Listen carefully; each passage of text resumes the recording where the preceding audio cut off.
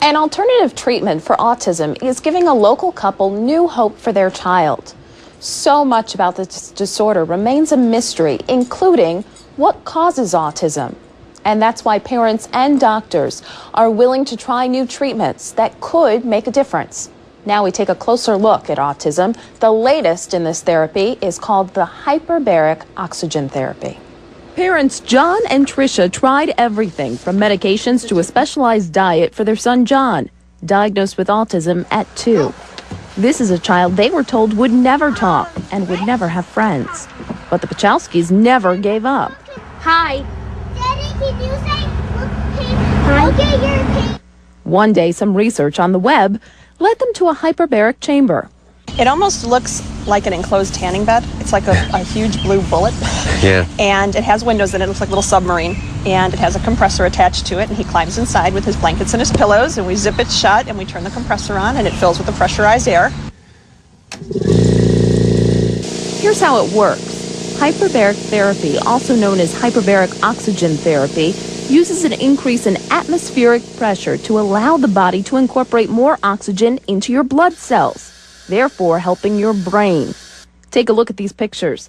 This first scan shows the brain of a child with autism. The second shows increased brain activity after using the hyperbaric chamber. The Pachowskis decided they wanted to make this investment, but first, they also wanted to make sure John's pediatrician was on board. We wanted to make sure that we had a good plan set up, whereas we wanted to make sure, okay, if we're going to do this, we want to make sure that any progress that we're documenting what we're seeing. Almost every night for an hour, John spends time in the chamber. And after just a couple of weeks, the changes began.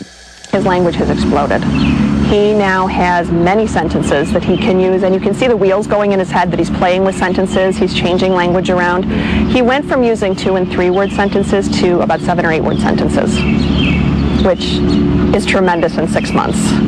They also enlisted the help of a U of R researcher to help document the changes.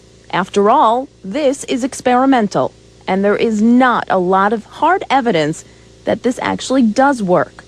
So even though it's apparently working for John, it may not be right for all kids with autism. You really have to go slowly and not come out and say, okay, we've got the new end-all, be-all to autism treatment. No matter what, the Pachowskis are glad they took the chance. Teachers, friends, even family have all remarked about a difference in John.